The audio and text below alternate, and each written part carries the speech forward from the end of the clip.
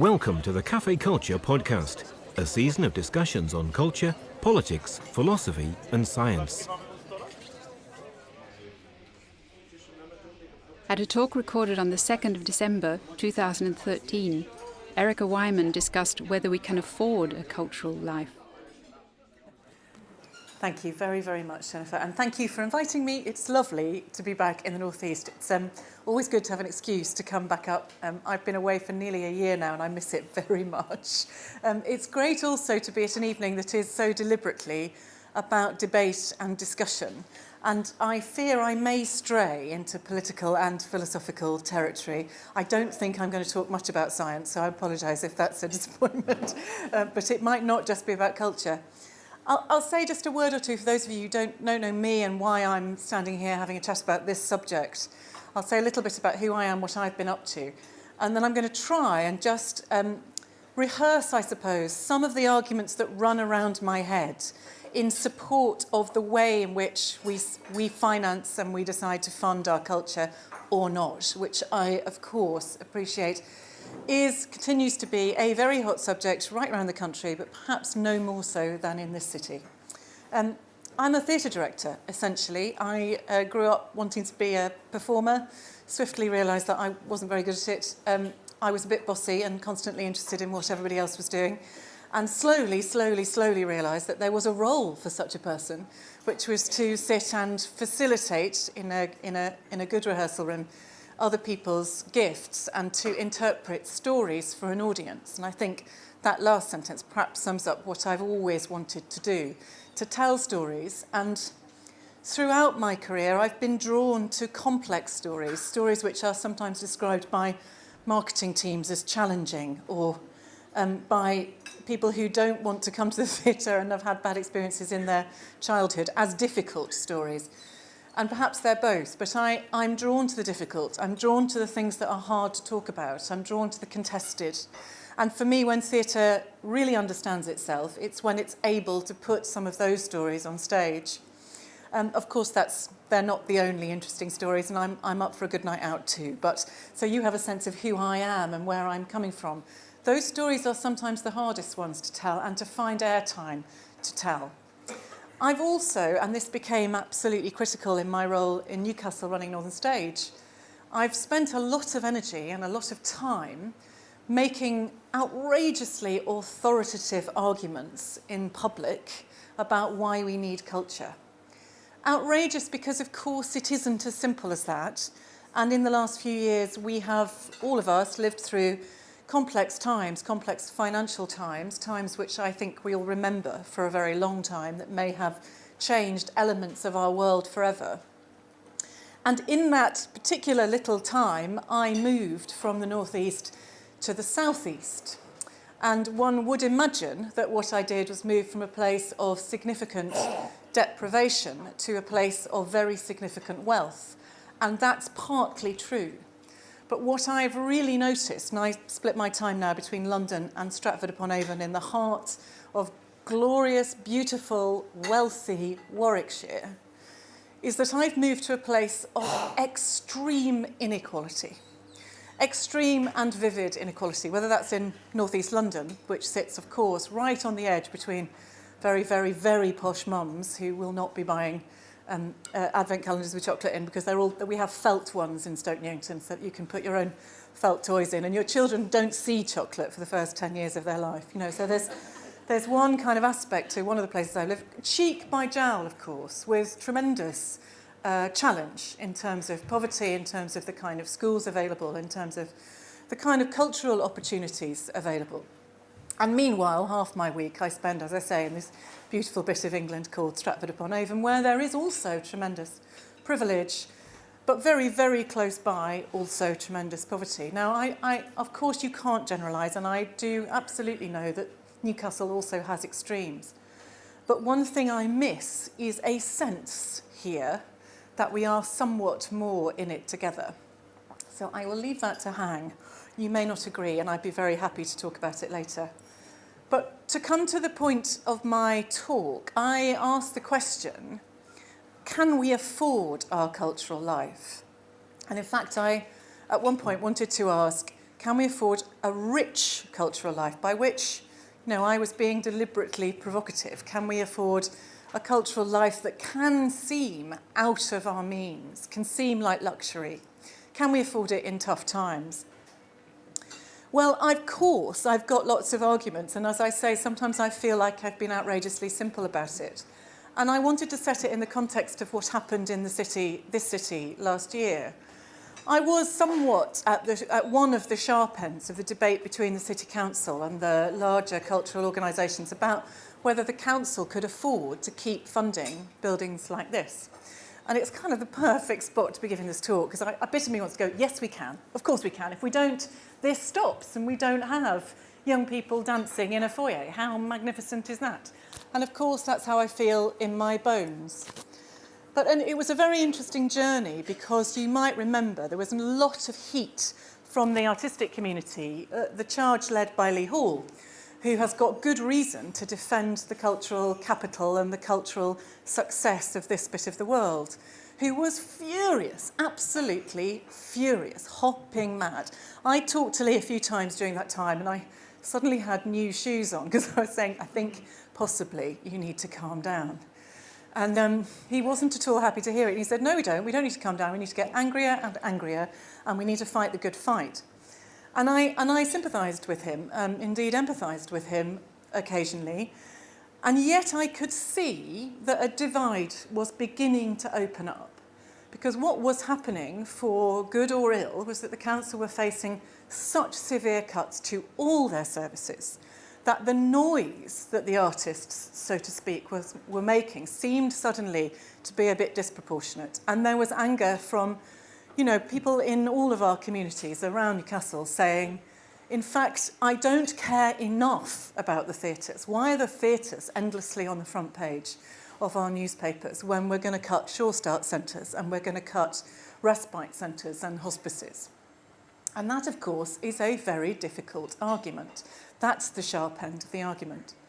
And I had a funny little epiphany. I was in the middle of leaving, so I was sort of doing a little bit of both. I was in Stratford and in Newcastle. And Nick Forbes, leader of the council, invited me to a very interesting conference in Liverpool. This was in January of this year. Shortly before, I'm pleased to say, the council found a way to continue, slightly differently to before, but nonetheless to continue to support the cultural organisations of Newcastle. And at the conference, the leader of Sheffield City Council was speaking, amongst others.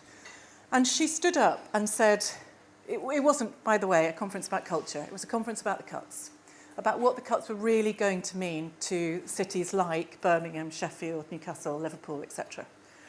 And the leader of Sheffield City Council stood up and said, we will not have any more public toilets.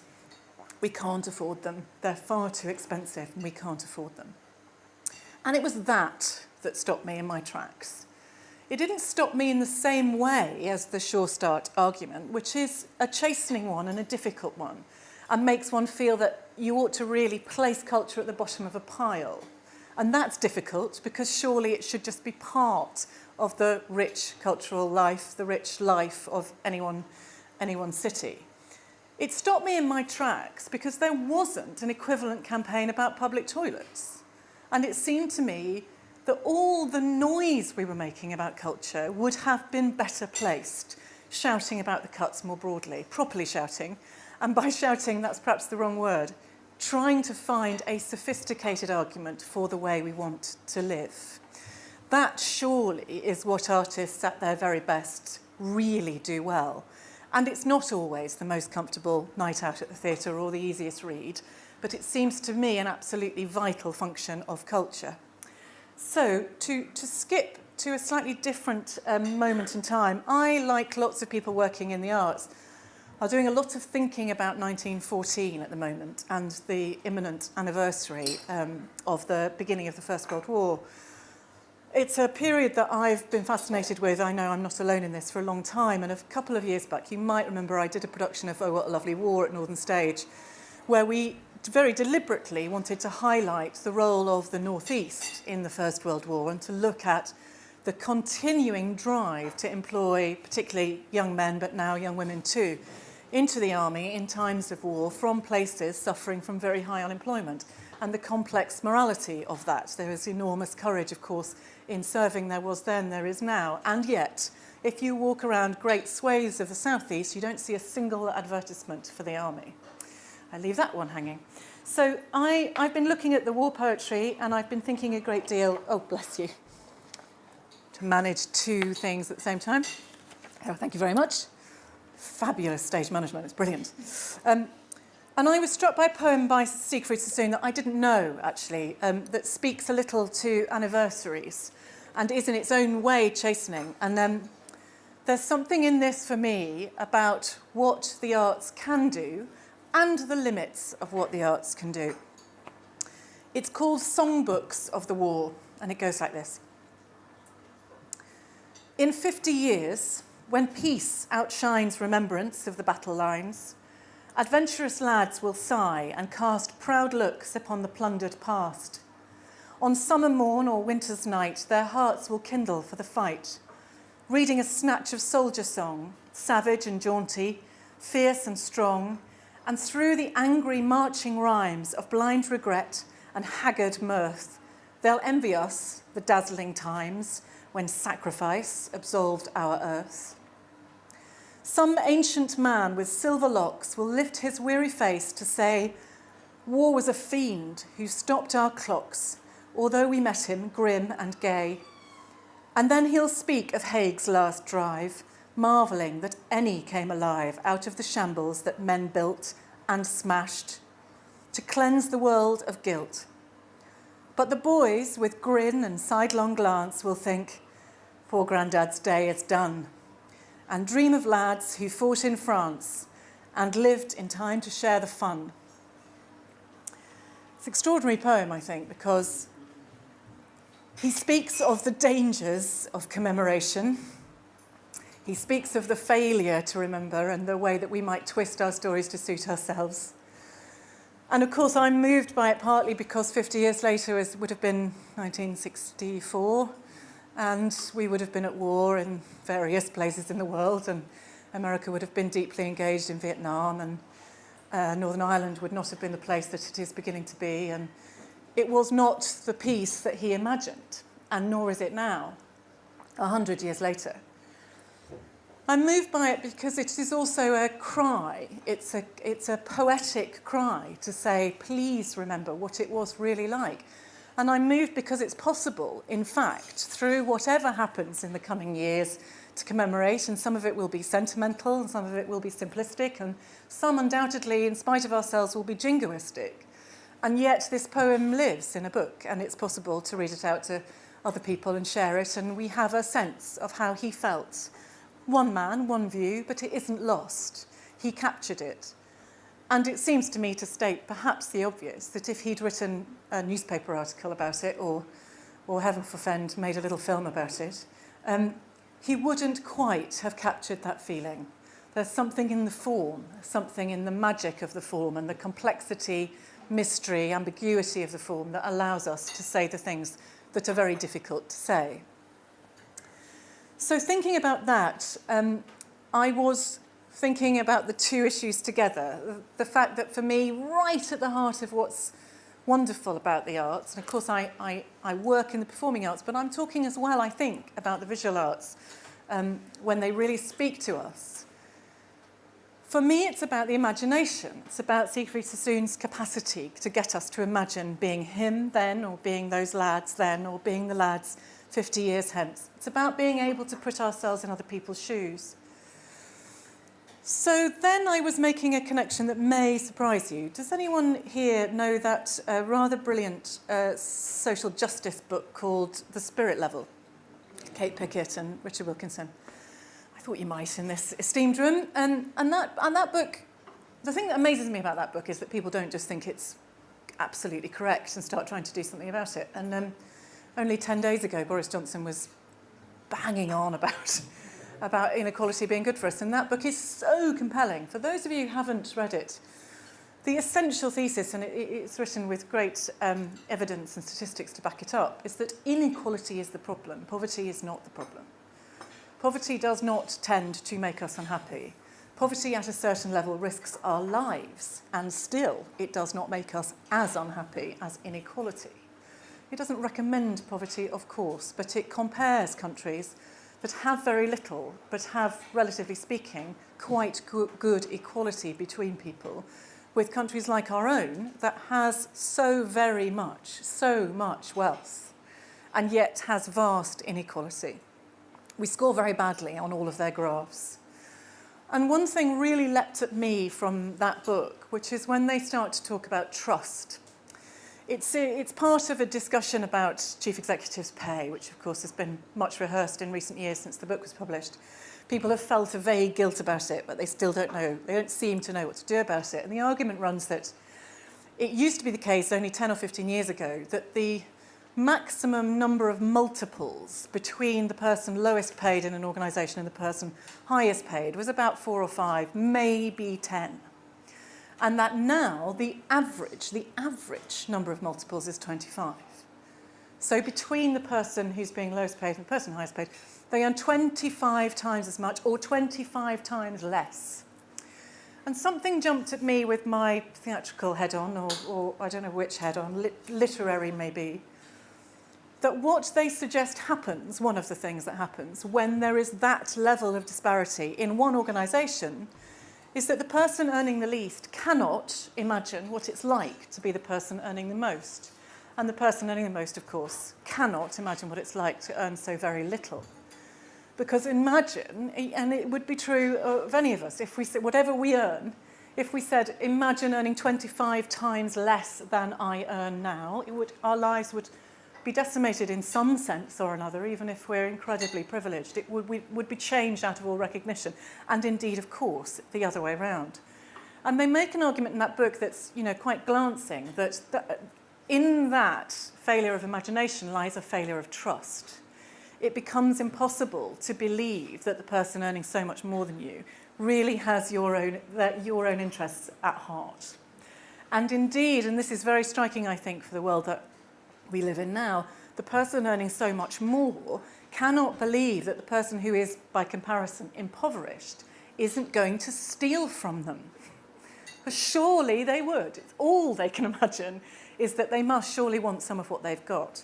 And, to state, again, the obvious perhaps, we look at the riots in London, and indeed in other bits of the country, but most prevalently in London, and people saying, why did they do it? They seem just to want some trainers. And I never, I'm afraid, had that view. It seemed clear to me that trainers, consciously or otherwise, are absolutely symbolic of everybody having lots of stuff that you haven't got, and that being the centre of your life, that you want more stuff. Anyway, I perhaps stray.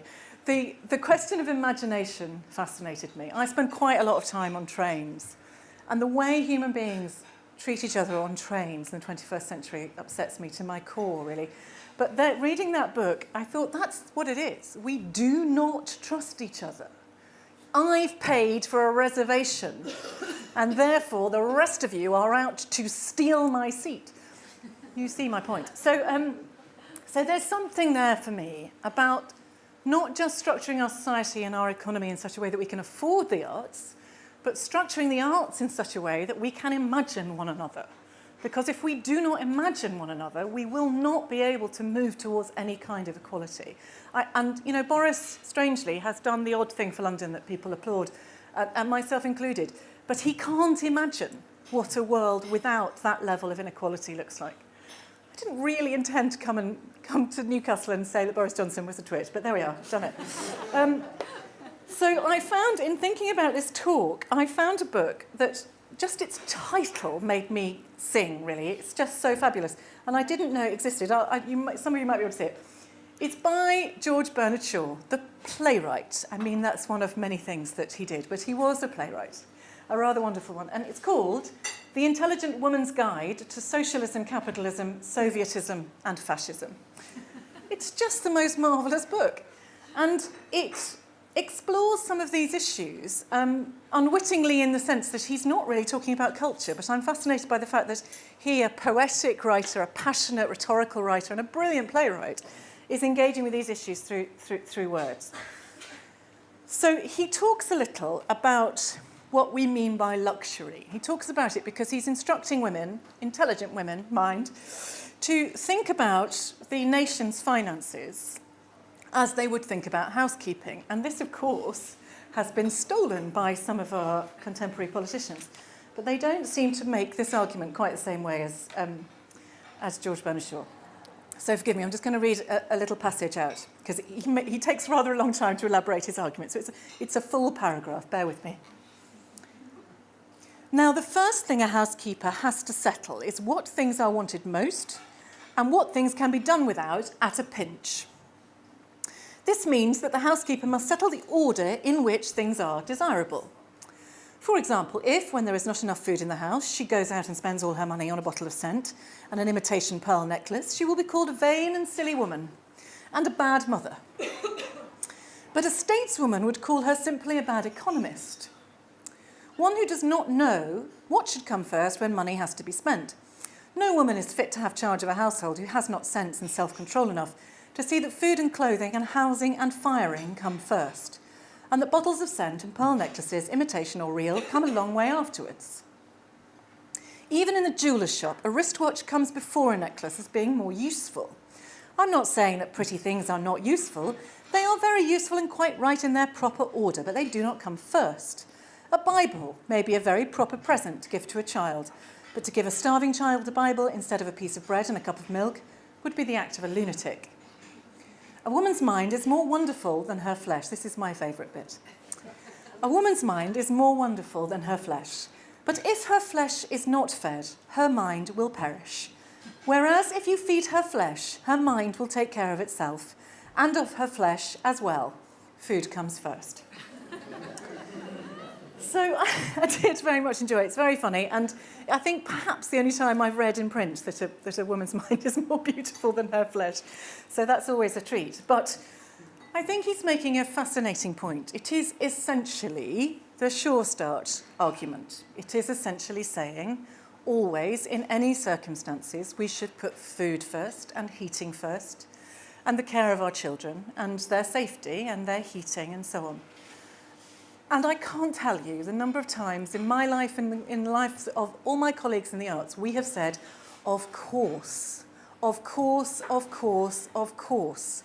No one is suggesting that we should have theatres instead of hospitals or schools.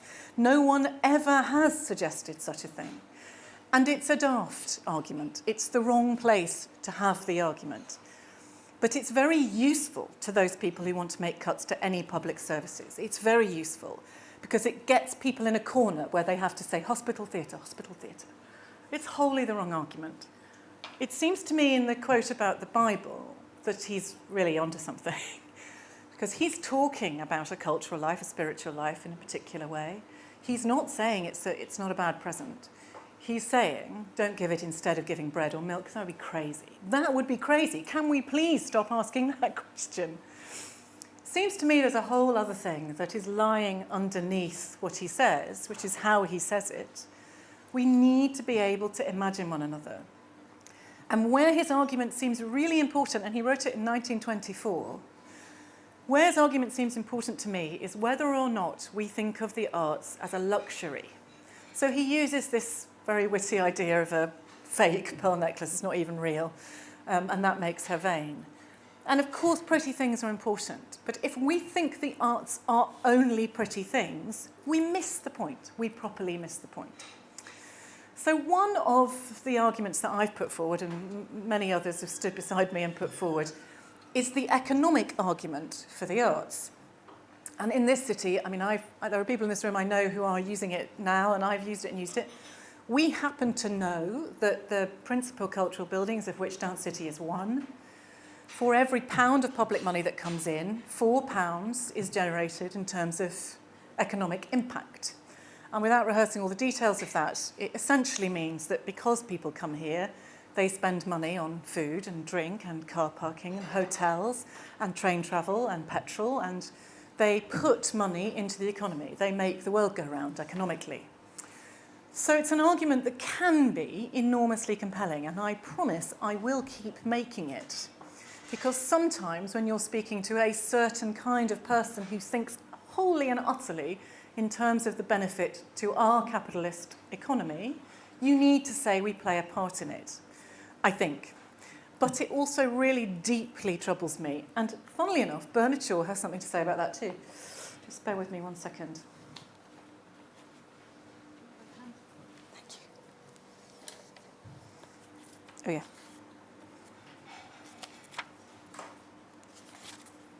Oh, it's disappeared. Disaster. Disappeared. Here it is, I've got it. Yeah. Oh, all went horribly wrong there, but it's all fine now. So, he elaborates an argument about how we say when we're defending inequality that the rich in our society provide employment, which is a familiar argument, is it not, particularly right now. We need the private sector, they provide employment. They provide it exclusively somehow because it's born of profit. I once got incredibly cross on national television, and I vaguely regret it, but not really, in that we hosted Question Time at Northern Stage. And it was an extraordinarily right-wing panel. No offence to anyone whose tendencies lie on that side of politics, but it was really felt very biased that night. Excuse me. Sorry. Sorry, just to check. Yes. Is this the BBC? Yes. No, yeah. Yes. Sorry, yeah. Yes. And a question, I had a question about the North East and how politicians were dealing with the North East at the height of the economic crisis. We were pouring money into Italy and Spain, and I rather mischievously said, when are you going to bail us out? And the audience rather enjoyed it, and the panel were furious. And one of them answered straight back saying, well, of course, when the North East learns how to pull itself up by its bootstraps and grow its private sector, it'll be fine. And I, quite unwittingly, forgetting I was on national television, started shouting. And I said, the thing you don't understand is that this is a place that is truly wealthy, because to have fabulous hospitals, fabulous schools, a fabulous cultural sector, a sense of community, that's wealth. That is wealth.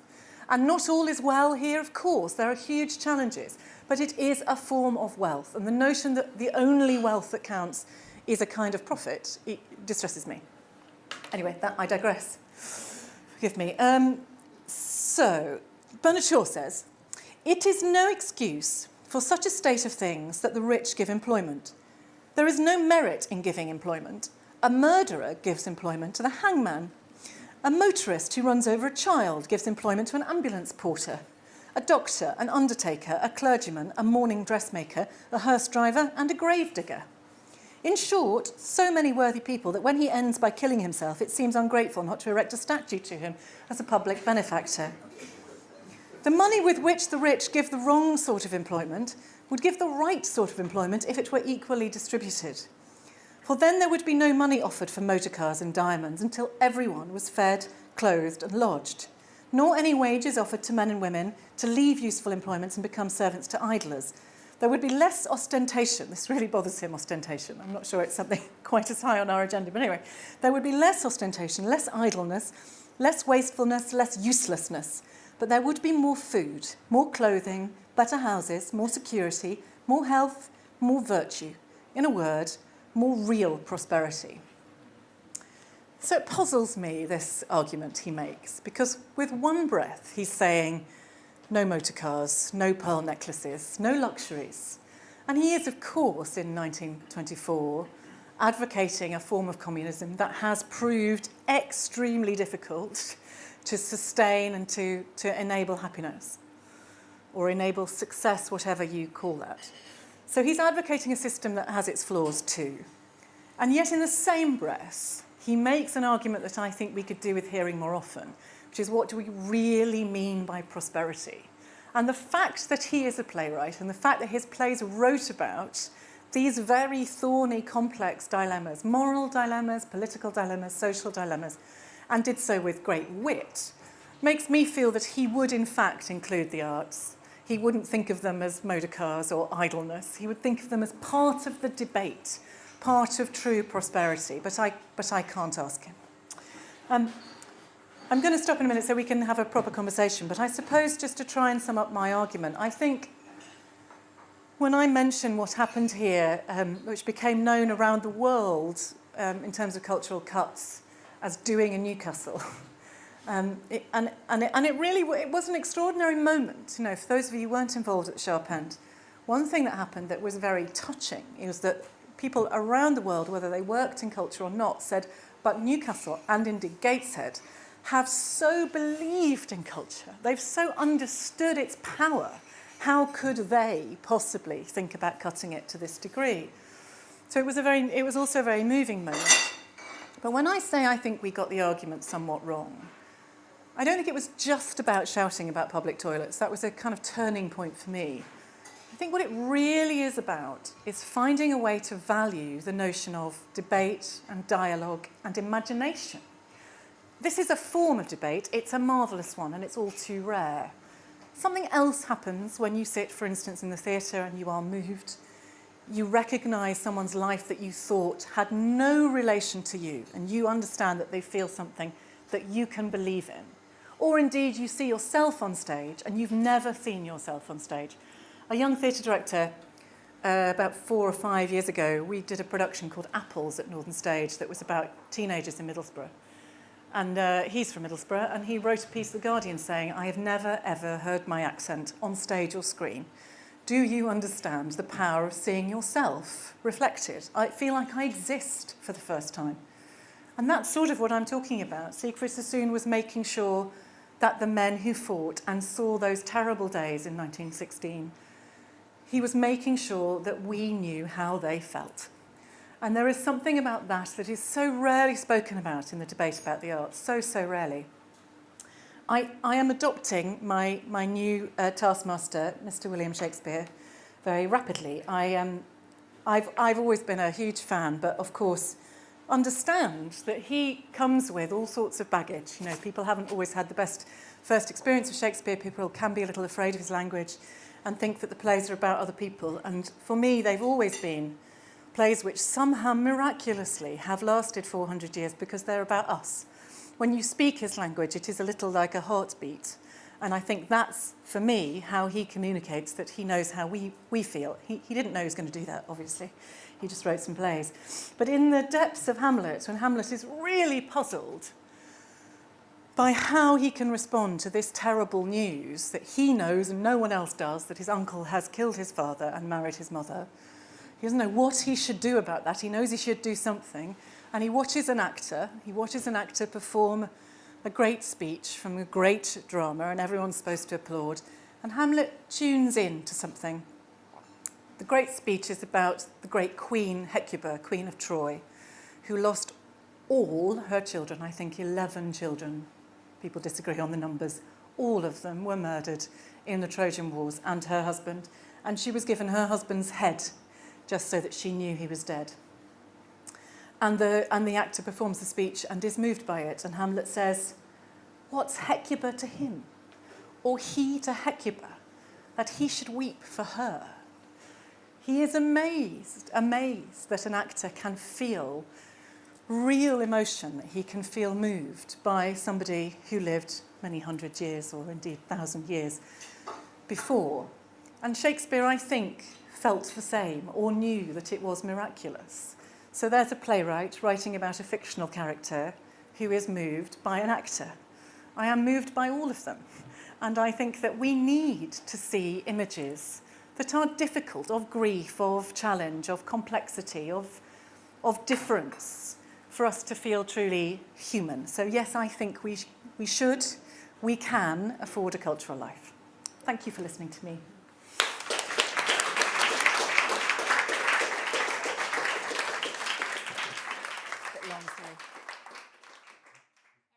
Cafe Culture North East is supported by Newcastle University, Peels and the British Science Association. We're also supported by Ginger's Cafe in Dance City, who host the events.